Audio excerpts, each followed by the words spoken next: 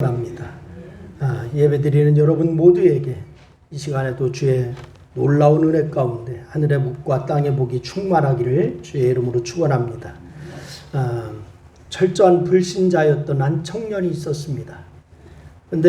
그러나 다니던 대학이 미션 스쿨이기 때문에 이 청년은 학점을 얻기 위해서 억지로 채플에 참석을 했습니다. 미션 스쿨에서 채플에 참석을 안 하면은 학점을 얻을 수가 없기 때문에 억지로 참석을 했어요. 그래서 다른 많은 학생들도 그와 같이 억지로 채플에 참석했기 때문에 학생들 중에는 불만과 불평을 가지고 예배를 드리고는 했습니다. 근데 하루는 설교가 다 끝나갈 무렵에 목사님이 예수님을 만나기 원하는 사람은 모두 앞으로 나오십시오 라고 하면서 초청을 했습니다. 그러나 아무도 나가는 사람이 없습니다. 그때 학생의 친구들이 청년의 어깨를 툭툭 치면서 장난스럽게 말합니다. 야, 지금 나가면 목사님이 감동해서 장학금을 줄지도 몰라. 그러니까 대포로 나가볼래? 이렇게 얘기하는 거예요. 학생들은 서로 나가보라고 막 웃으면서도 얘기하고 장난을 쳤습니다. 그런데 이 기독교를 싫어하긴 해도 이런 장난을 싫어했던 이 청년이 갑자기 일어나서 목사님 앞으로 나갔습니다. 그리고는 순간 마음의 감동을 받아서 예수님을 영접하게 되었습니다. 장난스러운 채플에서 우연히 회심한 이 사람 누구냐? 스탠리 존스라고 하는 선교사입니다. 이 청년은 훗날에 인도에서 수십만 명을 주님 품으로 인도한 위대한 선교사가 되어서 주의 사역을 감당했습니다. 여러분, 하나님의 은혜와 성령님의 인도하심을 우리는 잘 알 수가 없습니다. 언제 어떻게 임할지 모릅니다.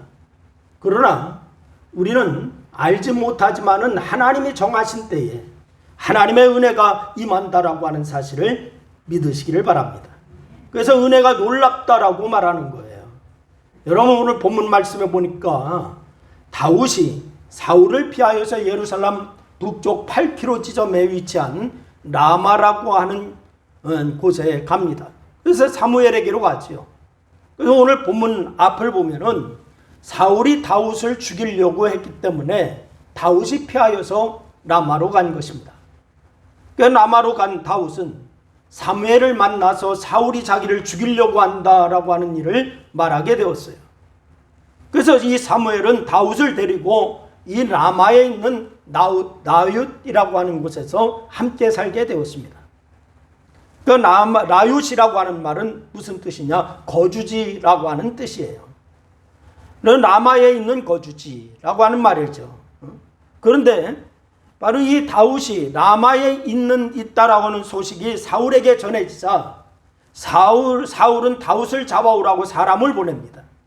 근데 이게 웬일입니까? 사울의 명을 받은 사람들이 그곳에 도착하여서 사무엘과 다른 예언자들이 예언하는 것을 보는 순간에 하나님의 성령께서 그 사람들도 감동시킴으로 그들도 다 예언을 하게 되었습니다. 다윗을 잡으러 간 사람들이.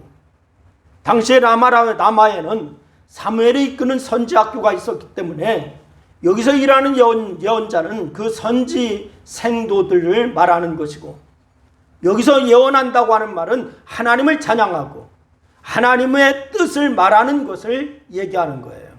하나님을 찬양하고 하나님의 뜻을 말하는 거예요. 여기 사울이 다윗을 잡아오라고 보낸 사람들이 예언을 한다라고 하는 것, 이 말을 듣고서 사울은 또 다른 사람을 보냈습니다. 그랬더니 그 사람들도 역시 예언을 합니다. 그래서 사울은 세 번째로 사람을 보내는데 그들도 역시 예언을 했습니다.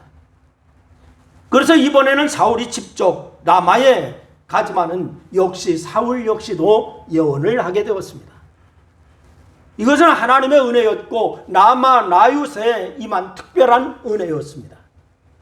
우리는 오늘 본문 말씀을 보면서 몇 가지 깨닫는 것이 있습니다. 그것이 뭐냐? 첫째는 하나님의 은혜는 모든 사람에게 임한다라고 하는 사실입니다. 다 같이 한번 따라합니다. 하나님의 은혜는 모든 사람들에게 임한다.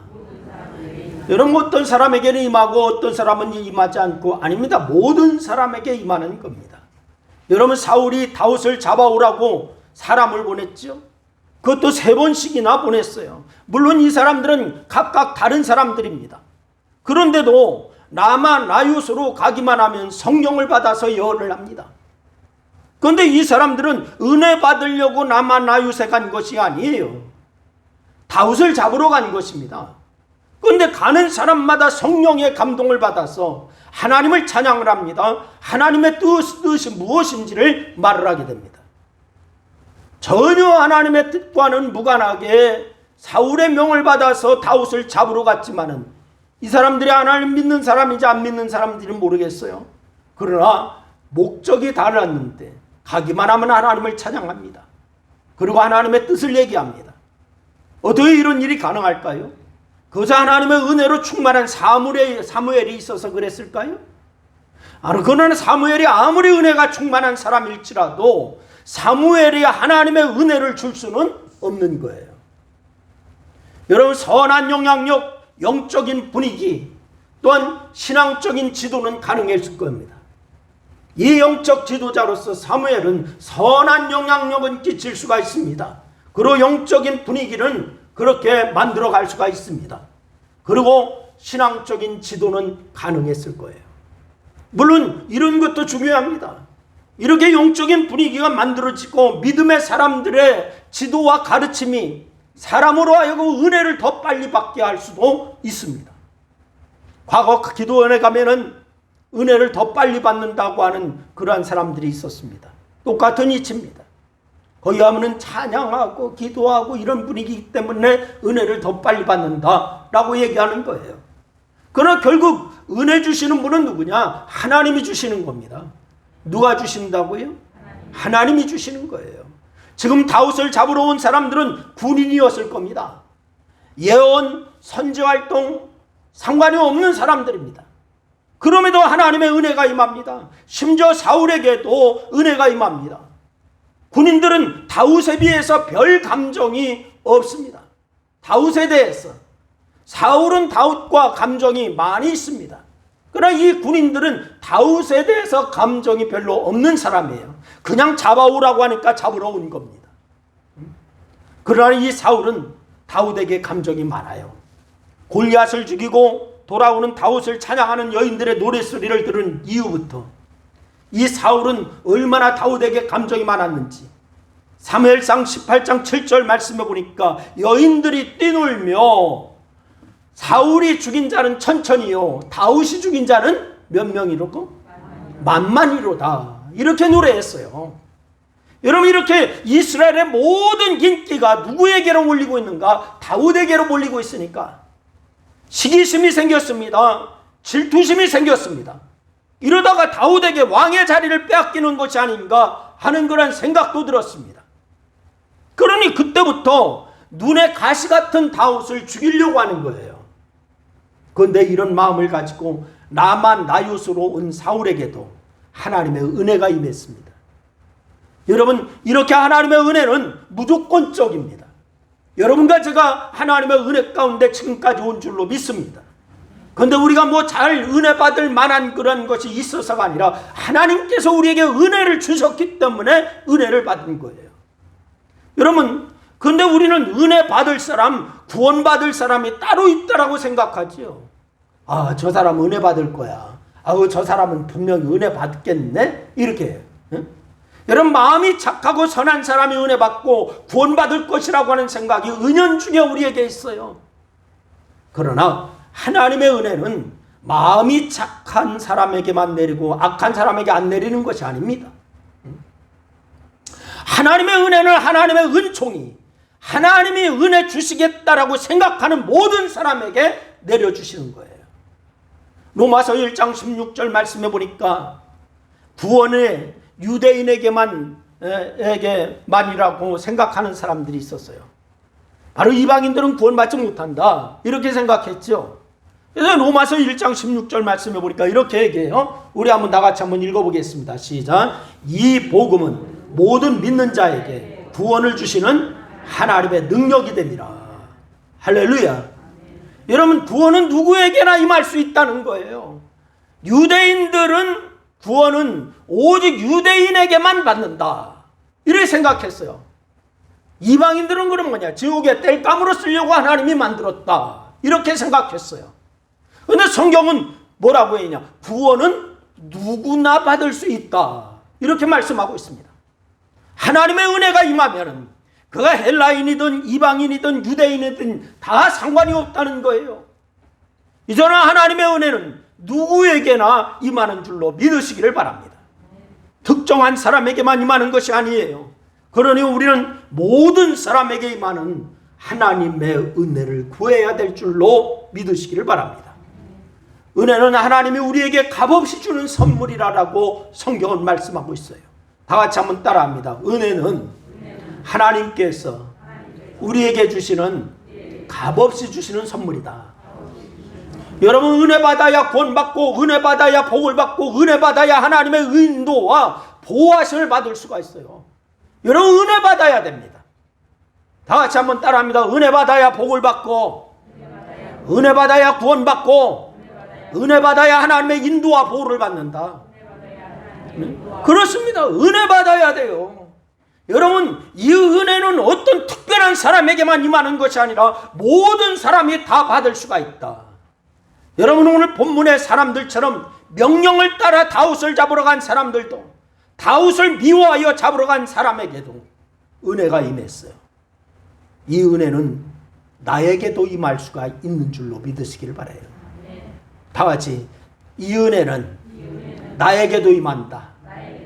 그래요. 그러니 우리도 이 은혜를 구하시기를 주의 이름으로 축원합니다. 두 번째는 하나님의 은혜는 어떤 상황에서도 임합니다. 할렐루야. 아이고, 내 상황이 이런데 무슨 은혜? 아니요, 그 상황에서도 하나님의 은혜가 임한다니까요.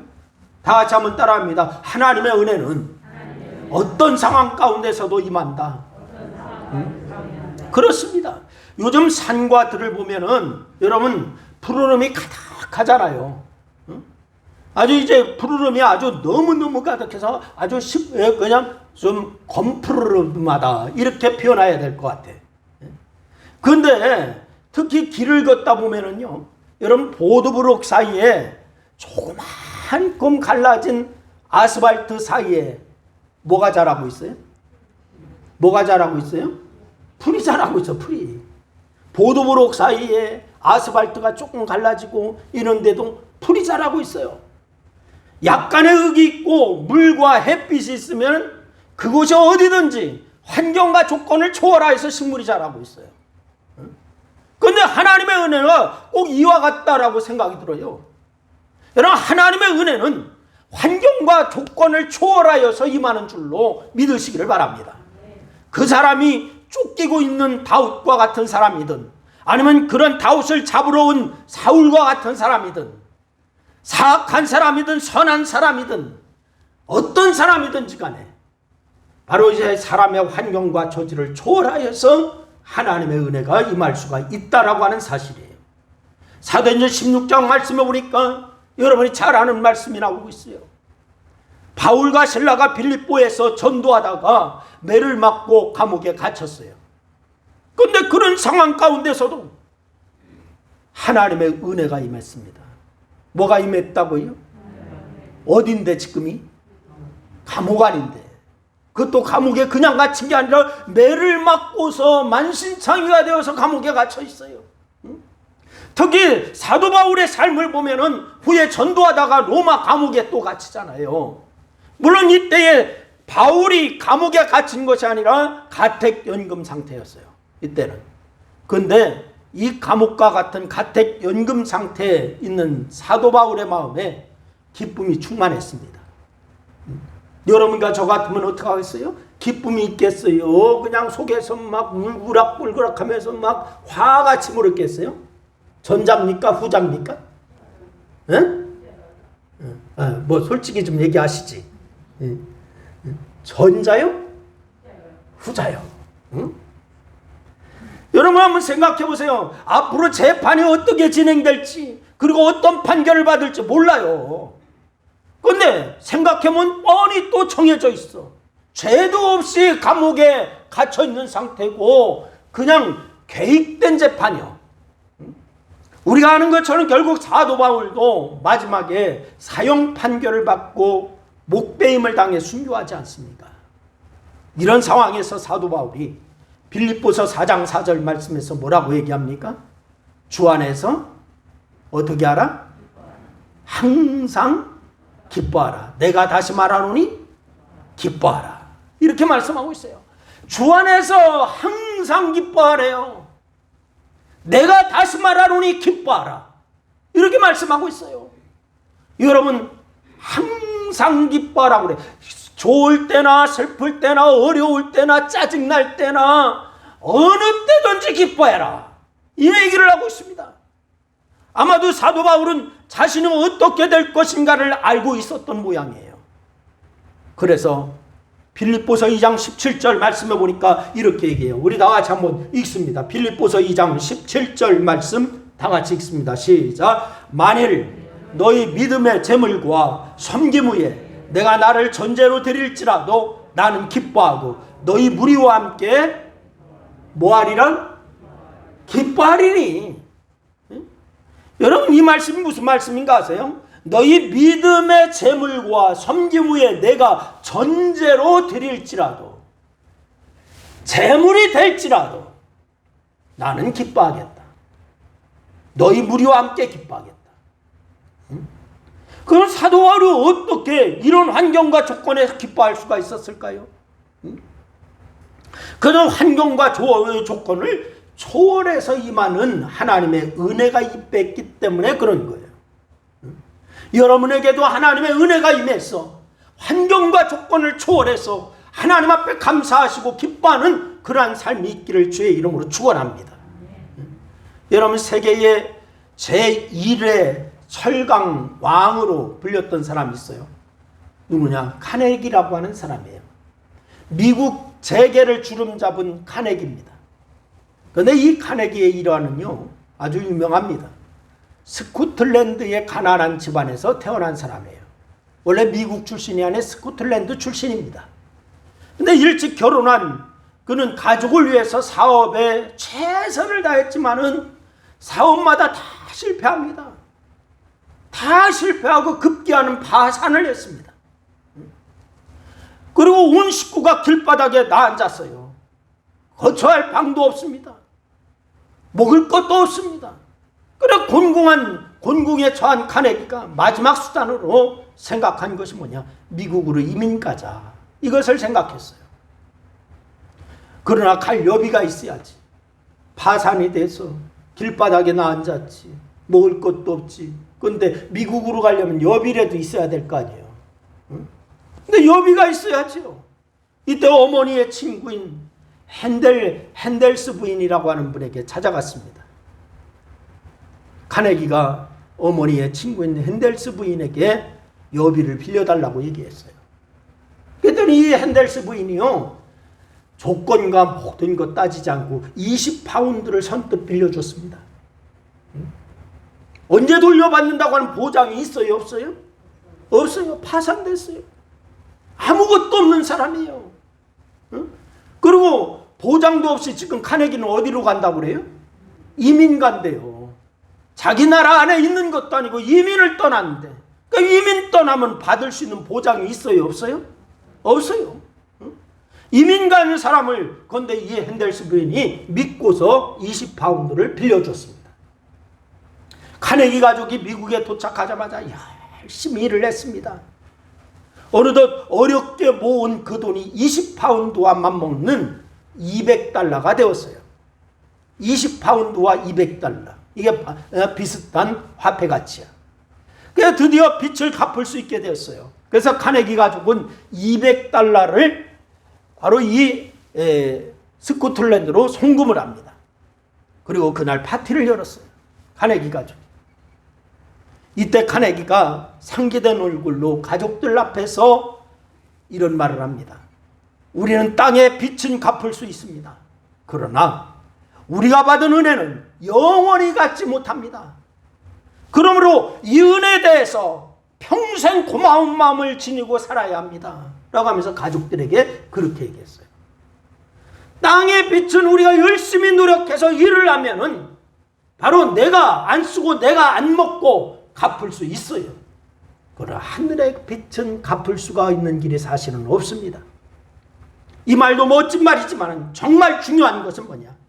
이 사람들이 핸델스 부인의 은혜를 잊지 않으므로 그것이 바로 삶의 원동력이 되었다라고, 그것이 의지가 되었어요. 여러분, 그렇습니다. 이 가족이 엄청난 어려움 가운데서 은혜를 기억하면서 살아서 다시 일어났듯이 우리도 하나님의 은혜로 늘 새로워지고 설령 넘어지더라도 다시 일어나야 될 줄로 믿으시기를 바랍니다. 중요한 것은 하나님을 바라보는 거예요. 중요한 게 뭐라고요? 하나님을 바라보는 거예요. 하나님의 은혜는 환경과 조건을 초월하여서 다윗을 잡으려고 한 사람, 다윗을 죽이려고 간 사울, 그 사람들에게도 임하게 되었어요.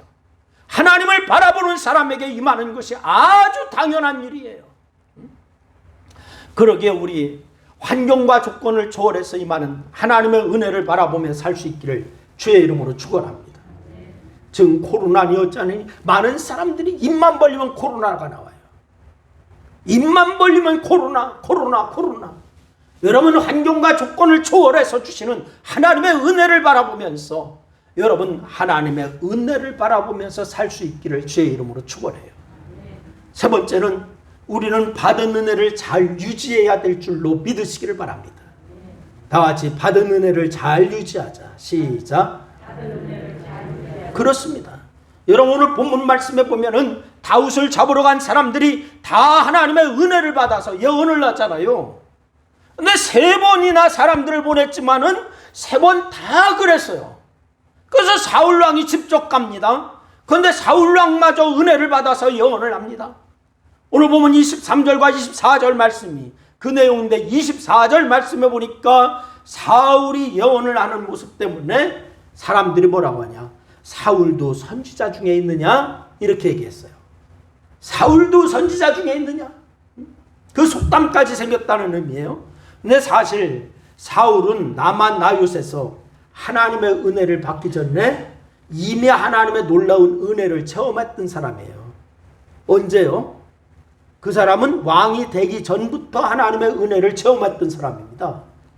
얼마나 하나님이 귀하게 보셨는지. 여러분, 이 사울의 초기의 그런 모습을 보니까, 왕 되기 전의 모습을 보니까 생기기도 얼마나 잘생겼는지. 준수하다라고 했어요. 응? 그리고 얼마나 겸손한지. 타작마당 곁에 가서 숨기까지 하고 그러잖아요. 그 하나님의 은혜를 체험한 사람이요. 근데 사무엘상 10장 6절 말씀에 보면은 이 선지자 사무엘이 사울에게 기름 부으러 갔을 때에 사울이 한 말이 있어요. 우리 한번 읽어볼까요? 다 같이 시작. 내게는 여호와의 영이 크게 임하리니 너도 그들과 함께 예언을 하고 변하여 새 사람이 되리라. 이미 왕으로 세움받았을 때에 이런 놀라운 경험을 한 사람입니다. 왕으로 세움받기 전에도 은혜를 체험한 사람이에요.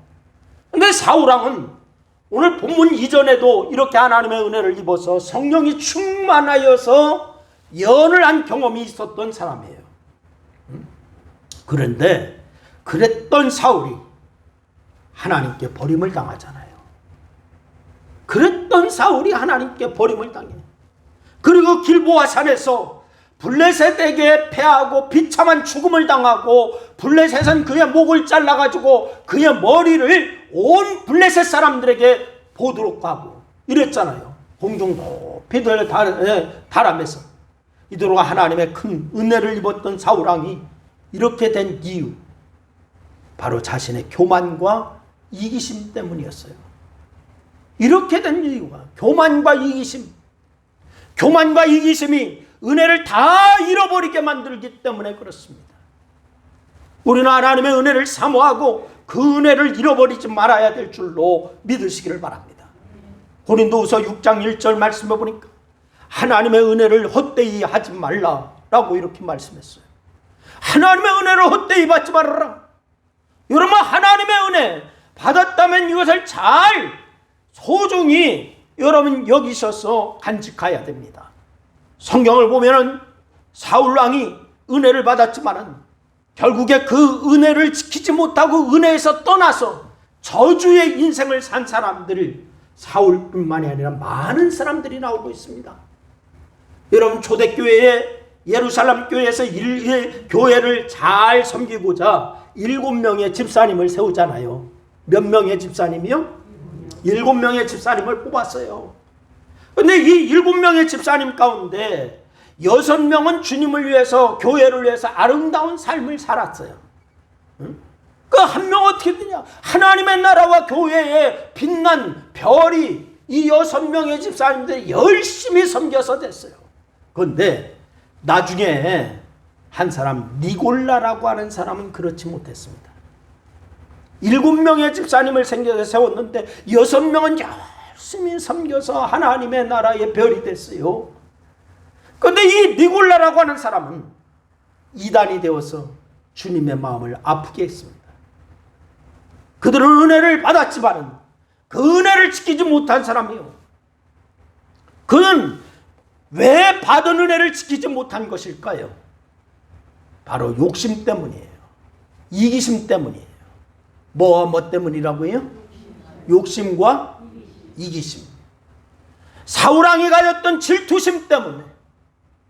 여러분, 이런 것들이 우리의 믿음을 무너뜨리는 거예요. 욕심과 이기심과 질투심, 이런 것이 바로 나의 영적 생활을 좀먹고 있는 거예요. 여러분, 그래서 우리를 그리스도의 은혜 가운데서 떠나게 만드는 겁니다. 과학을 연구하는 분들이 말에 의하면은 당연하다고 여기는 것들에 의문을 가지는 것으로 발견과 발명이 된대요. 당연하다라고 하는 것에 의문을 가지고서 있던 사람이 발견을 하고 발명을 한답니다. 과학자는 당연한 것에서 법칙을 발견하고, 발명가는 당연한 것에서 더 편한 좋은 거, 이걸 연구한답니다. 여러분, 또 시인은 당연한 것에서 아름다움을 보고, 미술가들은 당연한 것에서 예술을 찾아낸대요. 그러면은 우리 신앙은 아주 당연한 것에서 무엇을 보아야 할까요? 당연한 것에서 여러분 무엇을 보아야 할까? 그것은 바로 하나님의 은혜를 봐야 됩니다. 할렐루야. 당연한 것에서 하나님의 은혜를 봐야 돼요. 네? 여러분, 오늘 예배하러 온 여러분이 당연하다고 생각하시죠. 그러나 하나님의 은혜가 없었다면 이곳에 못 온 거예요. 어제 저녁 주무시고 오늘 아침에 일어난 거 당연하다고 생각하시죠. 그러나 하나님의 은혜가 거기에 있었습니다. 지금까지 살아온 거 당연하다고 생각하십니까? 아니에요. 하나님의 은혜가 있었기 때문에 지금까지 살아온 거예요.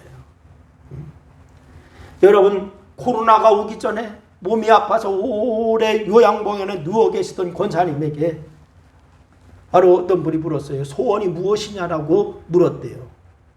그랬더니 이 권사님이 교회 가서 한 번만 예배 드려보는 것이 소원이야, 이렇게 얘기했답니다. 코로나가 오기 전의 얘기입니다. 사실 오늘 우리가 드리는 예배가 아주 당연한 것 같지만은 여기에서 우리는 하나님의 크신 은혜를 보아야 될 줄로 믿으시기를 바랍니다. 오늘이 당연해 보이지만은 밤사이에 오늘을 맞지 못한 분들도 얼마나 많이 있습니까? 하나님의 은혜가 있어야 오늘이 오는 것이고, 하나님의 은혜가 있어야 오늘의 예배가 가능한 거예요. 이 은혜를 우리가 당연하다라고 그냥 지나치고 살지 않았습니까? 하나님은 광야 생활을 하는 이스라엘 백성들에게 만나를 내려주셨어요. 처음 만나를 본 이스라엘 백성들은 막 감격했어요. 그런데 시간이 지나자 이스라엘 백성들이 그 감격은 사라지고 당연하다라고 생각했습니다. 당연하다. 오히려 불평하잖아요. 맨날 이 만나만 먹어야 되느냐? 그냥 맨날 그냥 삼시세끼 만나만 먹어야 되느냐? 하면서 불평하잖아요. 불행은 하나님의 은혜를 그저 당연한 것으로 여기는 데서 시작되는 거예요. 여러분, 지금까지 살아온 것이 당연하다고 생각되시면 우리는 이 시간에 회개하고 하나님의 은혜를 부여잡아야 될 줄로 믿으시기를 바랍니다. 코로나19로 인해서 그동안 당연히 여긴 것들이 얼마나 소중한 것이었느냐, 우리가 많은 사람들이 고백은 했어요. 그렇지만 그 얼마나 소중한 것인가 깨달았다, 고백은 했지만은 실상 그렇게 또한 실천하는 사람들은 많잖아요. 여러분, 내가 당연하다고 생각하는 것들에 대해서 감사의 크기가 내 행복의 크기가 된다라고 하는 사실 아십니까? 한번 따라합니다. 당연하다라고 생각하는 감사의 크기가 내 행복의 크기가 된다. 그렇습니다. 감사의 크기가 행복의 크기를 만드는 거예요. 모든 것이 다 하나님의 은혜입니다. 그리고 앞날도 하나님의 은혜로 우리는 살아가야 돼요. 이 은혜를 잊지 말고 사시기를 주의 이름으로 축원합니다. 그래서 우리가 늘 은혜 가운데서 감사하고 은혜 가운데서 행복이 넘치게 하시는 주의 은혜를 더 크게 체험하는 우리 신광교회 모든 권속들이 다 될 수 있기를 주님의 이름으로 축원합니다. 기도하겠습니다. 우리 한 2분 동안 합심하여서 함께 기도합니다. 같이 기도합니다. 아버지 하나님, 은혜와 사랑을 고맙고 감사합니다. 오늘도 주께서 우리에게 말씀하여 주셔서 감사합니다.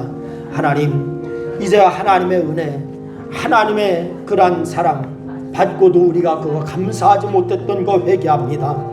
하나님, 이제부터는 하나님의 은혜 가운데 거하는 것이, 지금까지 지내온 것이 당연하다라고 생각했던 것이 오늘 말씀을 듣고 보니까 당연한 것이 아니라 하나님의 은혜였습니다. 하나님, 라마나유세의 은혜가 임했던 것처럼 우리에게도 그런 은혜가 임했는데 우리가 아버지 하나님의 것을 감사하지 못하고 그냥 지내왔던 거 회개하오니 주여 용서하여 주시고, 이제는 감사의 크기가 우리의 행복의 크기라고 하는 사실을 깨달아서 하나님 앞에 더 감사하며 더욱이 그 은혜에 감격하여 사는 저희들 될 수 있도록 하나님 인도하여 주시기를 원합니다. 오늘 이 시간에도 주께서 함께하여 주셔서 감사합니다. 말씀 주셨사오니 말씀에 실천하고 사는 저희들 되게 도와 주시옵소서. 오늘 함께하신 아버지 감사하며 우리 주님 예수님의 이름으로 기도드리옵나이다. 아멘. 할렐루야. 오늘 하나님의 은혜 가운데 예배한 여러분 모두에게 하나님의 놀라운 축복이 함께하기를 주의 이름으로 축원합니다. 오늘 참여하지 못했지만은 유튜브로 예배하시는 분들도 가정에서 하나님 앞에 예물 드리고 여러분 또한 영적 생활 끊임없이 할 수 있기를 바랍니다. 그리고 말씀 생활과 기도 생활을 끊지 마시기를 바랍니다. 다 같이 옆 사람에게 얘기하세요. 말씀 생활과 기도 생활을 계속합시다. 이렇게 인사하세요. 할렐루야. 또 한 번 얘기하세요. 단톡방 기도회 합시다. 얘기하라니까 웃기만 해.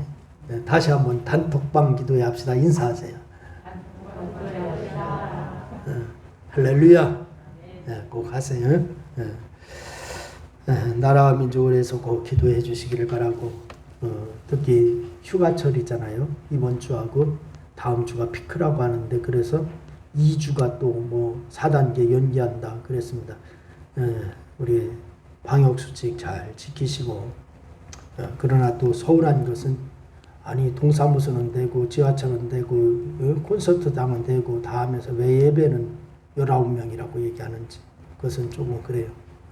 그렇지만은 우리가 협조하면서 방역시키면서 또한 이 위기를 잘 슬기롭게 넘겨야 될 줄로 믿습니다.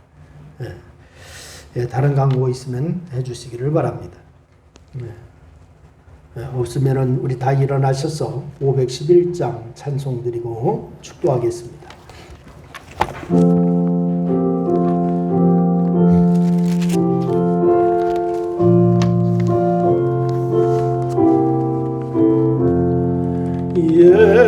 예수 말씀하시기를 그가 오늘 일할까 곡식이고 고를 때 누가 주수하리오.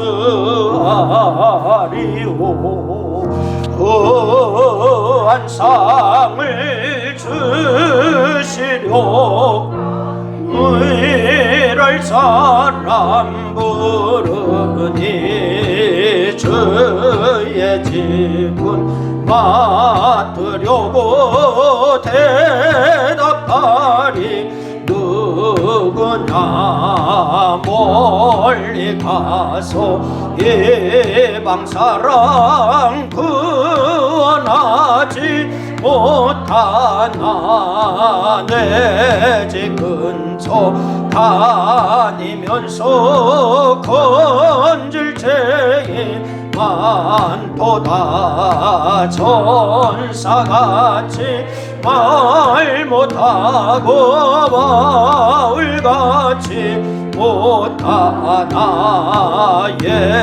예수께서 구속함을 힘을 다해 전하세 죽을 사람 구하라고 예수 너를 부르니 힘이 없어 못한다고 핑계하지 말지라 주가 주신 직분 맡아 상기포 지키고 부르실 때 대답할 말 나를 보내 주 부르실 때 대답할 말 부르실 때 대답할 말 나를 보내 주소서. 아멘. 지금은 인류를 구원하시기 위하여 이 땅에 오셔서 우리의 모든 죄와 허물을 담당하신 예수 그리스도의 은혜와 하나님 아버지의 사랑하심과 속사람이 강건하도록 날마다 능력을 주시는 성령의 역사와 도우심이 오늘 나와 예배하며 구원 얻은 기쁨을 다시 한번 느끼고 감격하며 지금까지 지내온 것이 하나님의 은혜요 앞으로도 하나님의 은혜 가운데 살아야 함을 고백하고 감사의 크기가 행복의 크기를 결정한다라고 하는 사실을 깨닫고 늘 감사하기를 결단하는 살아가는 성도들 무리 위에와 저들의 가정과 직장과 사업과 이 나라와 교회 위에 이제로부터 영원토록 함께하옵시기를 축원하옵나이다. 아멘.